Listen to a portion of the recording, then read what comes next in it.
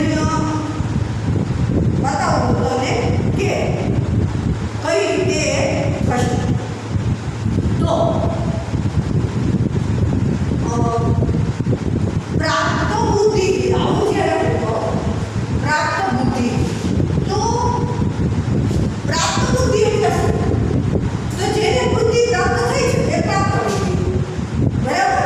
અર્થ તો એ વખત એટલે ખ્યાલ આવી જશે. પ્રાપ્ત બુદ્ધિથી જ્યારે બોલું છું હું નિયમ તમને પછી કહું છું. પહેલા મારે તમને એ સમજાવવા માટે હું તમને એક ઉદાહરણ દ્વારા સમજાવું છું કે પ્રાપ્ત બુદ્ધિ. તો પ્રાપ્ત બુદ્ધિ એટલે શું? તો જેણે બુદ્ધિ પ્રાપ્ત કરી લીધી, બુદ્ધિ પ્રાપ્ત કરી અથવા થઈ, જેને બુદ્ધિ પ્રાપ્ત થઈ, બરાબર? તો યશ્ય, જેણે એટલે યશ્ય. તો પ્રાપ્ત એનો અર્થ જ્યારે સંસ્કૃતમાં કરીએ છીએ ત્યારે એનો અર્થ શું થશે? તો એનો અર્થ એવો થશે કે પ્રાપ્ત બુદ્ધિથી યસ્ય સ. આવો એનો વિગ્રહ છૂટું પાડવું, બરાબર? પ્રાપ્ત બુદ્ધિથી યસ્ય સ. તો આ જ્યારે છૂટું પાડ્યું છે એના ઉપરથી હવે હું તમને નિયમ કહું છું કે બહુવ્રીહિ સમાસમાં બે પદ, બરાબર? એક નિયમ, બે પદ. કયા કયા? હા, પૂર્વ પદ અને ઉત્તર પદ. હવે અહીંયા જે આપણે છૂટું પાડીએ ને ત્યારે બહુવ્રીહિ સમાસમાં હંમેશા અર્થ એનો કોઈ ત્રીજો જ. જેમ કે હું તમને કહું કે અહીંયા મેં તમને સમજાવેલું છે કે પ્રાપ્ત બુદ્ધિ, બરાબર? તો પ્રાપ્ત બુદ્ધિ યશે સહ વિગ્રહ પણ કરી નાખ્યું. આ જે છે પ્રાપ્ત બુદ્ધિ એ જ્યારે શબ્દ બોલું છું ને તો એમાંથી કોઈ ત્રીજી વ્યક્તિનું કે વસ્તુનું એનું નિદર્શન થાય છે કે જેણે બુદ્ધિ પ્રાપ્ત કરી છે તે, બરાબર? હું જે આનો વિગ્રહ કર્યો ત્યારે શું થયું? જેણે બુદ્ધિ પ્રાપ્ત કરી છે તે. તો કોણે બુદ્ધિ પ્રાપ્ત કરી છે? કોઈ એક વ્યક્તિ છે ને કે જેના માટે હું આ બોલી કે પ્રાપ્ત બુદ્ધિ એટલે કોઈ ચોથી ત્રીજી એવી વ્યક્તિનું નિદર્શન થાય છે કે જેના માટે આપણે કહીએ કે પ્રાપ્ત બુદ્ધિ છે. શું છે એ? પ્રાપ્ત બુદ્ધિ છે. એટલે જ્યારે આવું આપણે બોલીએ તો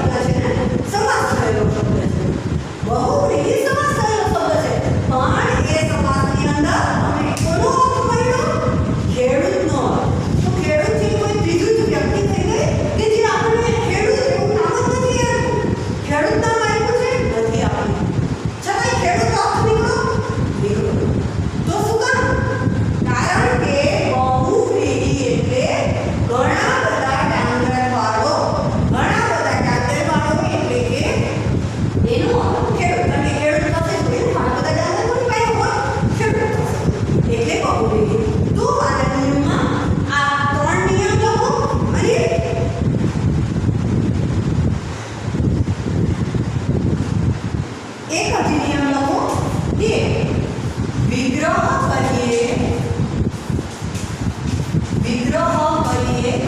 ત્યારે બધા જ પદો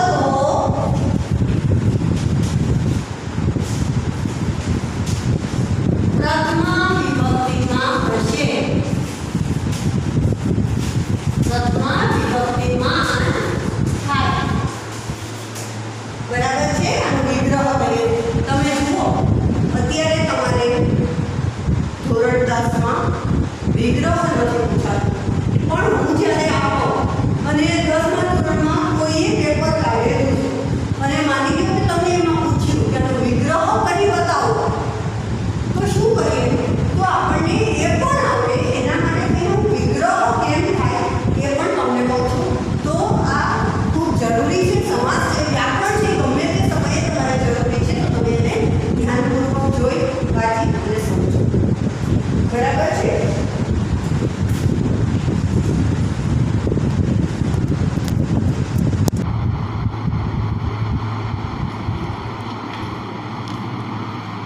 એટલા માટે હવે આ જે નિયમ છે એના ઉપરથી હું તમને કેટલાક ઉદાહરણ આપું છું. જુઓ, આ લખી લેજો અને હવે ઉદાહરણ આપું છું.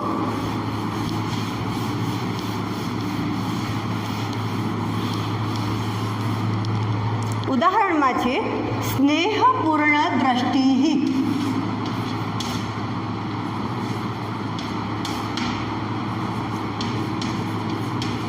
સ્નેહપૂર્ણ દ્રષ્ટિ.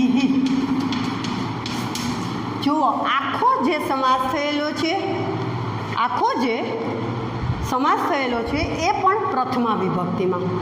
હવે હું એની જ્યારે સંધિ વિગ્રહ કરું તો એ પણ પ્રથમા વિભક્તિમાં. શું થશે? તો સ્નેહપૂર્ણ દ્રષ્ટિ યસ્ય સહ. જેની સ્નેહપૂર્ણ દ્રષ્ટિ છે તે કોણ? કોઈ એક વ્યક્તિ. બરાબર. ધારો આના સ્નેહપૂર્ણ દ્રષ્ટિ એમ બોલું એટલે જેની સ્નેહપૂર્ણ દ્રષ્ટિ છે તે, તો કોઈ તો એવું છે ને કે જેની સ્નેહપૂર્ણ દ્રષ્ટિ છે. કોણ છે? હા, કોણ? તો યુવાન છે. કોઈ એક વ્યક્તિ છે, કોઈ એક બાળક હશે, કોઈ બી હશે, કોઈ એક માતા હશે. તો એમાંથી આપણને કોઈ એકનો અર્થ મળે છે. બરાબર. તો આપણે કોઈ પણ કહી શકીએ કે કુમાર, કોઈ પણ એક કુમાર હોય તો બરાબર, એટલે કોઈ બી એનો અર્થ નીકળી શકે. તો અહીંયા બહુવ્રીહી સમાસ થયેલો છે. હવે બીજો એક જોઈ લઈએ કે ગતરોગ. ગતરોગ એટલે તો ગતઃ રોગઃ યસ્ય સહ. જેનો રોગ ચાલ્યો ગયો છે. જેનો રોગ ચાલ્યો ગયો છે. આનો અર્થ એવો થાય ને, જુઓ, ગત અને રોગ બંનેની પ્રથમા વિભક્તિ. જ્યારે વિગ્રહ કરીએ ત્યારે કદાચ વિગ્રહ પૂછાઈ જાય તો બંનેની પ્રથમા વિભક્તિ. અહીંયા પણ પ્રથમા વિભક્તિ. એને જ્યારે છૂટું પાડીએ તો યસ્ય સહ આવે છે. યસ આવે છે. તો જેનો રોગ ચાલ્યો ગયો છે તે કોનો? કોઈ એક વ્યક્તિનો. નર, પુરુષ, બરાબર, મહિલા, નારી, કોઈ બી હોઈ શકે. જેનો રોગ ચાલ્યો ગયો છે. એટલે આવું જ્યાં હશે ત્યાં બહુવ્રીહી સમાસ થશે કે જે પદ વાંચતા પછી આપણને તરત જ તે તમને એનો કોઈ ત્રીજો અર્થ પ્રાપ્ત થઈ જતો હોય તો. બરાબર. હવે છે કૃતબુદ્ધિ.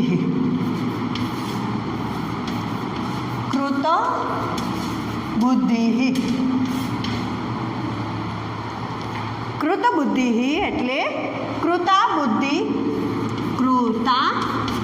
બુદ્ધિ. શું આવશે? હા, યસ્ય સહ. જેની બુદ્ધિ કૃતાર્થ થઈ છે. જેની બુદ્ધિ કૃતાર્થ છે કરવા માટે, જેની બુદ્ધિ કંઈક કરવા માટે વપરાય છે તે. એટલે કોણ? તો કોઈક એવું મહાન માણસ, ઋષિ, મુનિ, વગેરે આપણે કહી શકીએ ને એવી કે જેની બુદ્ધિ તીવ્ર હોય, ઘણી બુદ્ધિ સારી હોય, જે બીજાને માટે વપરાતી હોય તો એને કૃતબુદ્ધિ કહેવાય. શું કહેવાય? એને કૃતબુદ્ધિ કહેવાય. એટલે આના ઉપરથી કોઈ આપણને ત્રીજો અર્થ મળતો હોય તો એને કહેવાય બહુવ્રીહી સમાસ. ક્લિયર? તો આ થયો બહુવ્રીહી સમાસ. તો હવે જુઓ આપણે આના પછીનો સમાસ જોઈએ અને એનું નામ છે દ્વંદ્વ સમાસ. દ્વંદ્વ સમાસ. આ સમાસ જે છે એ સમાસના બે પ્રકાર પડે છે. તો તમારે બંને પ્રકાર કઈ રીતે દર્શાવવા એ જુઓ. તો એમાં બે પ્રકાર છે. એક પ્રકાર છે, આના બંને પ્રકાર વિશે આપણે સમજવું છે. તો પહેલો પ્રકાર છે એનો ઇતરેતર. ઇતરેતર દ્વંદ્વ સમાસ. ઇતરેતર દ્વંદ્વ સમાસ. અને બીજું છે સમાહાર. સમાહાર દ્વંદ્વ સમાસ. સમાહાર દ્વંદ્વ સમાસ. હવે આ બંનેમાં ખૂબ સરળ છે કે આ બંને સમાસ કેવી રીતે સમજવા. તો તમે ઇતરેતર પહેલાં તો તમે આ લખો કે આના બે પ્રકાર છે. હવે દ્વંદ્વ સમાસ માટેના નિયમો કયા કયા છે તો એ જુઓ. હવે ઇતરેતર દ્વંદ્વ સમાસનો નિયમ જોઈ લો કે ઇતરેતર દ્વંદ્વ સમાસમાં કયો નિયમ હોય. તો એમાં દ્વંદ્વ સમાસ તો તમને ખ્યાલ હશે કે દ્વંદ્વ સમાસમાં જેટલા પદ હોય છે એમાં જરૂરી નથી કે બે જ પદ હોય, 3-4 પદ પણ હોય, પણ એમાં જેટલા પદ હોય ને એ બધા જ પદોનું સરખું મહત્ત્વ હોય. કેવું મહત્ત્વ હોય? સરખું મહત્ત્વ હોય. કારણ કે એ બધા જ પદો મહત્ત્વના છે. જેમ કે હું તમને કહું કે છગન મગન, તો છગન અને મગન અહીંયા બે શબ્દ બોલી તો એ છગન અને મગન બંને સરખા શબ્દો, એમાં કાંઈ કોઈ વધારે નહીં કોઈ ઓછું નહીં એવું નથી. એટલે બે શબ્દ બોલી છું અને બે શબ્દની સંધિ થઈ છે. રામ લક્ષ્મણો, રામ અને લક્ષ્મણ, તો અહીંયા બે સંધિ થયેલી છે બે પદની, પણ બંને નામ જ કીધા છે, બીજું કાંઈ એમાં નથી. બરાબર? તો એટલે બધા જેટલા પદ છે ને બધાનું સરખું મહત્ત્વ છે. આપણે જ્યારે વ્યાકરણ શીખીએ છીએ ત્યારે એની અંદર ચારિત્રિક મહત્ત્વ ન સમજતા. કારણ કે હું કદાચ તમને એમ કહું કે રામ લક્ષ્મણો અને પછી જ્યારે તમને કહું ને કે બધા પદનું સરખું મહત્ત્વ, તો તમે કદાચ તમારા મગજમાં એવા પ્રશ્નો આવે કે રામ અને લક્ષ્મણમાં રામ છે એનું મહત્ત્વ અલગ છે અને લક્ષ્મણ છે એનું મહત્ત્વ અલગ, પણ એ ચારિત્રિક મહત્ત્વ, એના સ્વભાવ મહત્ત્વ એ વાત અહીંયા નથી થતી. કારણ કે આપણે અત્યારે વ્યાકરણ શીખીએ છીએ. વ્યાકરણની અંદર હંમેશા કોઈના સુખ દુઃખ વગેરે કોઈ જ કામ નથી. માત્ર ને માત્ર વ્યાકરણનું મહત્ત્વ, ભાષા શું છે ને એ જ સમજવાનું છે. બરાબર છે? તો હવે ઇતરેતર દ્વંદ્વ સમાસના નિયમો જોઈ લો કે ઇતરેતર દ્વંદ્વ સમાસ જ્યારે થયેલું હશે, ઇતરેતર દ્વંદ્વ સમાસ જ્યારે થયેલું હશે ત્યારે શું હશે? તો એમાં દ્વિવચન અથવા તો બહુવચન જે શબ્દ આપ્યો હશે ને, જે શબ્દ એકા દ્વિવચનમાં હશે અથવા બહુવચનમાં હશે. સમજાય છે? એટલે લખો કે જે શબ્દ આપેલ છે, જે શબ્દ સમાસ થયેલો હશે, સમાસ થયેલ હશે તે દ્વિવચન અથવા બહુવચન માં જ, બહુવચનમાં જ થયેલ હશે. આ ઇતરેતર દ્વંદ્વ સમાસનો નિયમ છે કે જે શબ્દ સમાસ થયેલો આપણને જોવા મળે છે એ કાં દ્વિવચન હશે અને કાં તો બહુવચન હશે. જેમ કે જુઓ, હમણાં મેં તમને વાત કરી કે જેમ કે કયો શબ્દ હું હમણાં જ બોલી કે રામ લક્ષ્મણ, કયો બોલી? રામ લક્ષ્મણો. ભણો. અહીંયા રામ લક્ષ્મણ હ નથી કીધું. જો અહીંયા વિસર્ગ હોત ને તો એ પ્રથમા વિભક્તિ, કારણ કે જનઃ જનૌ જનાહા. જુઓ તમે આ શીખેલા છો ને એટલે એના ઉપરથી તમને શીખવાડું. જનઃ જનૌ જનાહા, બરાબર. આ એક વચન, આ દ્વિવચન, આ બહુવચન. તો અહીંયા જનૌ લક્ષ્મણો દ્વિવચનનું રૂપ થયું તો થયું, એટલે આને કહેવાય ઇતરેતર દ્વંદ્વ સમાસ. એવી જ રીતે હું એમ કહું, બીજું એનું ઉદાહરણ આપી દઉં કે બીજું ઉદાહરણ કયું? ધોરણ 10ની બુકમાં, નહીં સોરી ધોરણ 9ની બુકમાં જે પહેલું જ ચેપ્ટર છે એમાં શ્લોક આપેલો છે, અને ધોરણ 10માં ભણતા વિદ્યાર્થી મિત્રો તમને પણ ખ્યાલ હશે, તો એમ પણ જોજો કે બ્રહ્મા વરુણેન્દ્ર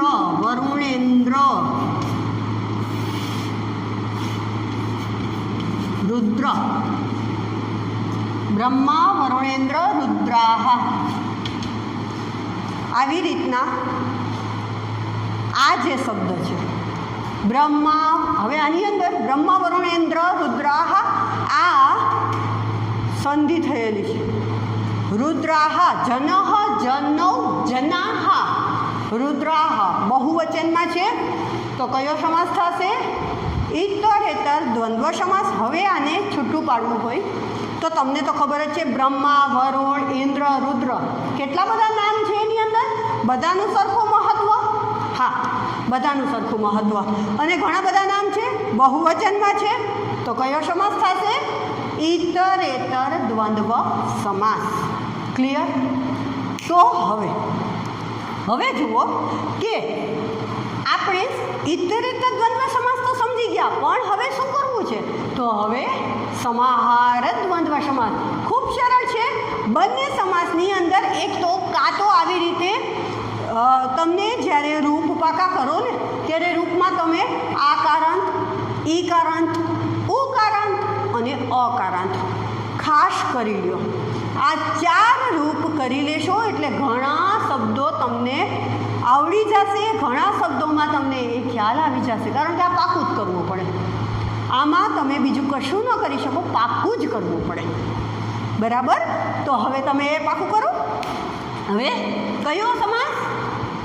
યસ, સમાહાર દ્વંદ્વ સમાસ. એના વિશે જુઓ.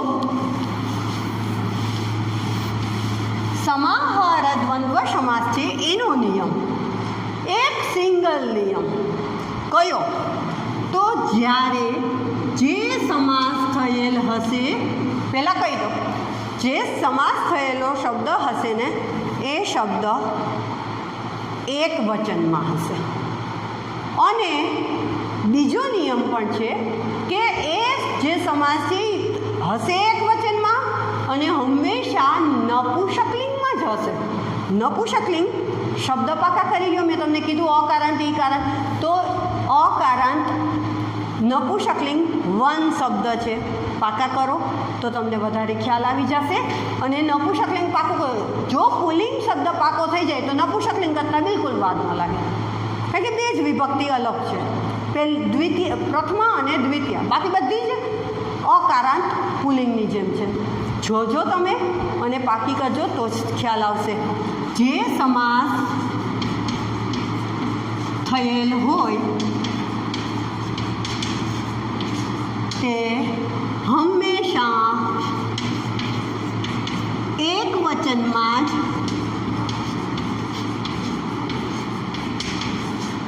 હશે.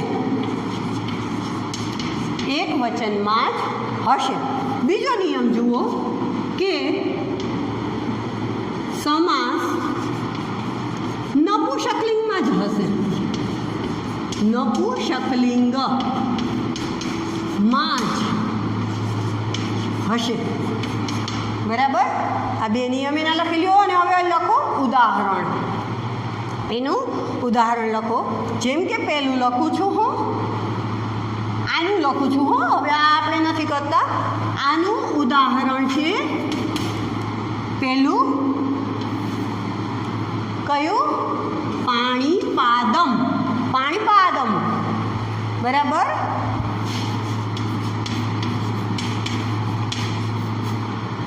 પાણીપાદમ. અહીંયા જુઓ પાછળ મ અડધો છે, લગભગ મ અડધો આવશે ને, લગભગ કહું છું, પ્રત્યેક શબ્દમાં નહીં. આ તો તમને સરળતાથી થોડુંક સમજાઈ જાય એટલા માટે મ અડધો આવે ને એટલે લગભગમાં એવું બને કે નપુંસકલિંગ શબ્દ થાય, બરાબર. સમાસમાં જ કહું છું, સમાસ માટે જ વિચારજો કે પાણીપાદમ પાછળ મ આવ્યો એટલે. હવે બીજો શબ્દ એકાદ કહી દઉં કે વીણા મૃદંગમ. વીણા મૃદંગમ બે શબ્દ છે. પાણી એટલે હાથ, પાદમ એટલે પગ, હાથ અને પગ, અને વીણા અને મૃદંગ, બરાબર. પાછળ બેમાં મ અડધો છે, નપુંસકલિંગ શબ્દ છે, પ્રથમા વિભક્તિમાં છે. કઈ રીતે? તો વન શબ્દ નપુંસકલિંગ છે. જુઓ એના ત્રણેય શબ્દ કહું તમને. વનમ, વને, વનાની. વનમ, વને, વનાની.